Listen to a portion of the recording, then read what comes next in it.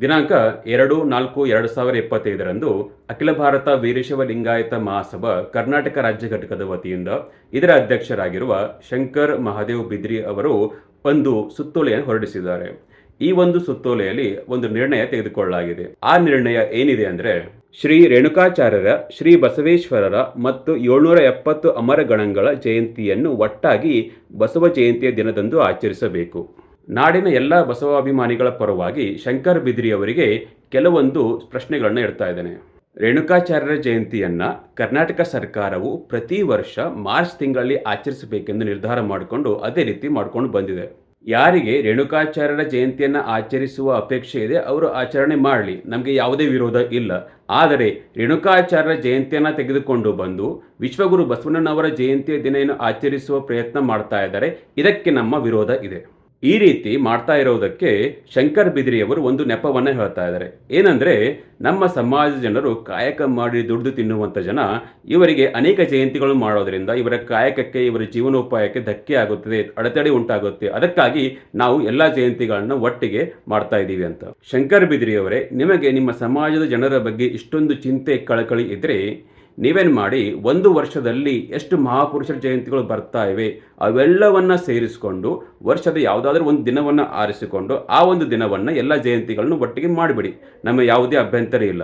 ಆದರೆ ಬೇರೆಯವರ ಜಯಂತಿಗಳನ್ನ ತೆಗೆದುಕೊಂಡು ಬಂದು ವಿಶ್ವಗುರು ಬಸವಣ್ಣನವರ ಜಯಂತಿಯ ದಿನ ಸೇರಿಸೋ ಪ್ರಯತ್ನ ಮಾಡ್ತಾ ಇದ್ದೀರಿ, ಇದಕ್ಕೆ ನಮ್ಮ ವಿರೋಧ ಇದೆ. ಶಂಕರ್ ಬಿದ್ರಿ ಅವರೇ, ಒಂದು ವೇಳೆ ನಿಮಗೆ ಎಲ್ಲಾ ಜಯಂತಿಗಳನ್ನ ಸೇರಿಸಿ ಒಂದು ದಿನ ಮಾಡುವ ಉದ್ದೇಶ ಇದ್ರೆ ಅದನ್ನ ಬಸವ ಜಯಂತಿ ದಿನದಂದೇ ಏಕೆ ಮಾಡ್ತಾ ಇದ್ದೀರಿ? ನೀವು ಈ ರೀತಿ ಮಾಡ್ತಾ ಇರೋದ್ರಿಂದ ನಮಗೆ ಏನು ಸಂಶಯ ಬರ್ತಾ ಇದೆ ಅಂದರೆ, ರೇಣುಕಾಚಾರ್ಯರನ್ನು ಅನುಸರಿಸುವಂತಹ ವೀರಶೈವವಾದಿಗಳ ಒಂದು ಅಸ್ತಿತ್ವ ಅಪಾಯದಲ್ಲಿದೆ. ಏಕೆಂದರೆ ಇವಾಗ ವಿಶ್ವಗುರು ಬಸವಣ್ಣನವರ ಬಗ್ಗೆ ಜಾಗೃತಿ ಉಂಟಾಗಿದೆ, ಎಲ್ಲ ಕಡೆ ಬಸವಾಭಿಮಾನಿಗಳ ಒಂದು ಸಂಖ್ಯೆ ಜಾಸ್ತಿ ಆಗ್ತಾ ಇದೆ. ಆದ್ದರಿಂದ ಕೆಲವು ವೀರಶೈವವಾದಿಗಳು ತಮ್ಮ ಒಂದು ಅಸ್ತಿತ್ವವನ್ನು ಉಳಿಸಿಕೊಳ್ಳುವ ಸಲುವಾಗಿ ಈ ರೀತಿ ರೇಣುಕಾಚಾರ್ಯರನ್ನ ತಂದು ವಿಶ್ವಗುರು ಬಸವಣ್ಣನವರ ಜಯಂತಿ ಜೊತೆ ಸೇರಿಸುವ ಪ್ರಯತ್ನ ಮಾಡ್ತಾ ಇದ್ದಾರೆ. ವೀರಶೈವವಾದಿಗಳು ಮೊದಲು ಲಿಂಗಾಯತ ಪದವನ್ನೇ ಸಂಪೂರ್ಣವಾಗಿ ತೆಗೆದುಹಾಕಿ ಅದನ್ನ ವೀರಶೈವ ಪದದಿಂದ ರಿಪ್ಲೇಸ್ ಮಾಡುವಂತ ಪ್ರಯತ್ನವನ್ನ ಮಾಡಿದರು. ಆದರೆ ಇದು ಸಕ್ಸಸ್ ಆಗಲಿಲ್ಲ. ಅದಕ್ಕಾಗಿ ಈಗೇನ್ ಮಾಡ್ತಾ ಇದ್ದಾರೆ, ಲಿಂಗಾಯತ ಪದ ಜೊತೆಗೆ ವೀರಶೈವ ಪದವನ್ನ ಸೇರಿಸಿ ಎರಡು ಒಂದೇ ಎಂದ ಅಪಪ್ರಚಾರ ಮಾಡ್ತಾ ಇದ್ದಾರೆ. ಅದೇ ರೀತಿ ವಿಶ್ವಗುರು ಬಸವಣ್ಣನವರನ್ನು ಕೂಡ ಮರೆಮಾಚುವಂತ ಪ್ರಯತ್ನವನ್ನ ವೀರಶೈವವಾದಿಗಳು ಮಾಡಿದರು. ಆದರೆ ಇದು ಕೂಡ ಸಕ್ಸಸ್ ಆಗಲಿಲ್ಲ. ಅದಕ್ಕಾಗಿ ಇವಾಗ ರೇಣುಕಾಚಾರ್ಯರನ್ನ ತಂದು ಬಸವಣ್ಣನವರ ಜೊತೆ ಸೇರಿಸುವ ಒಂದು ಪ್ರಯತ್ನ ಮಾಡ್ತಾ ಇದ್ದಾರೆ. ಶಂಕರ್ ಬಿದ್ರಿ ಅವರೇ, ತಾವು ತಿಳಿದುಕೊಳ್ತಾ ಇದ್ದಿರಬೇಕು, ನಾನು ಸಮಾಜವನ್ನು ಒಂದುಗೂಡಿಸುವ ಕೆಲಸ ಮಾಡ್ತಾ ಇದ್ದೇನೆ ಅಂತ.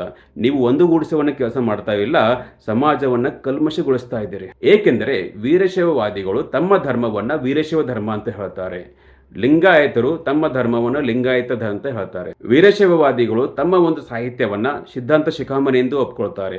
ಆದರೆ ಲಿಂಗಾಯತರು ತಮ್ಮ ಒಂದು ಧರ್ಮದ ಸಾಹಿತ್ಯವನ್ನ ವಚನ ಸಾಹಿತ್ಯ ಅಂತ ಹೇಳ್ತಾರೆ. ಇನ್ನು ವೀರಶೈವವಾದಿಗಳು ವಿಶ್ವಗುರು ಬಸವಣ್ಣನವರನ್ನ ತಮ್ಮ ಧರ್ಮಗುರು ಎಂದು ಒಪ್ಪಿಕೊಳ್ಳೋದಿಲ್ಲ. ಅದಕ್ಕಾಗಿ ವೀರಶೈವವಾದಿಗಳ ದಾರಿ ಬೇರೆ, ಲಿಂಗಾಯತರ ಹಾಗೂ ಬಸವಾಭಿಮಾನಿಗಳ ದಾರಿಯೇ ಬೇರೆ ಇದೆ.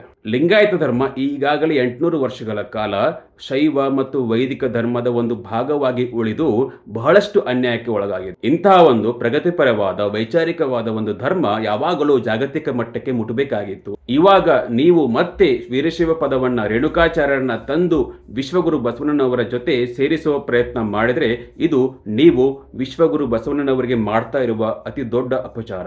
ಇನ್ನು ಲಿಂಗಾಯತ ಧರ್ಮವನ್ನ ಮತ್ತು ಬಸವ ತತ್ವವನ್ನ ಅನುಸರಿಸ್ತಾ ಇರುವ ನಾಡಿನ ಎಲ್ಲಾ ಮಠಾಧೀಶರಾಗಲಿ ಹಾಗೂ ಬಸವಪರ ಸಂಘಟನೆಗಳಾಗಲಿ ನೀವು ಅಪ್ಪಿತಪ್ಪಿಯೂ ಕೂಡ ವೀರಶೈವ ಪದಕ್ಕಾಗಲಿ ಅಥವಾ ವೀರಶೈವ ಸಂಘಟನೆಗಳಿಗಾಗಲಿ ಸಾಫ್ಟ್ ಕಾರ್ನರ್, ಮೃದು ಧೋರಣೆಯನ್ನ ತೋರಿಸಲಿಕ್ಕೆ ಹೋಗಬೇಡಿ. ನೀವು ಒಗ್ಗಟ್ಟು ಮಾಡುವ ಉದ್ದೇಶದಿಂದ ಈ ರೀತಿ ಮಾಡಲಿಕ್ಕೆ ಹೋದರೆ ಲಿಂಗಾಯತ ಧರ್ಮಕ್ಕೆ ಲಾಭಕ್ಕಿಂತ ಹಾನಿಯೇ ಜಾಸ್ತಿ ಆಗುತ್ತೆ. ಎಲ್ಲಿಯ ತನಕ ವೀರಶೈವವಾದಿಗಳು ನಮ್ಮ ಧರ್ಮ ಲಿಂಗಾಯತ, ನಮ್ಮ ಧರ್ಮಗುರು ವಿಶ್ವಗುರು ಬಸವಣ್ಣನವರು ಎಂಬ ಒಂದು ಸತ್ಯವನ್ನ ಒಪ್ಪಿಕೊಳ್ಳೋದಿಲ್ಲವೋ ಅಲ್ಲಿಯ ತನಕ ನೀವು ಅವರನ್ನ ಒಳಗಡೆ ಸೇರಿಸಿಕೊಳ್ಬೇಡಿ. ಅವರಿಂದ ಅಂತರ ಕಾಯ್ದುಕೊಂಡು ಬನ್ನಿ. ಹಾಗೂ ಬಸವ ಜಯಂತಿಯ ದಿನದಂದು ವಿಶ್ವಗುರು ಬಸವಣ್ಣನವರ ಫೋಟೋಗೆ ಸಮಾನವಾಗಿ ಬೇರೆ ಯಾವುದಾದರೂ ಫೋಟೋವನ್ನು ಇಟ್ಟರೆ ಅದನ್ನು ನೀವು ವಿರೋಧಿಸಬೇಕು.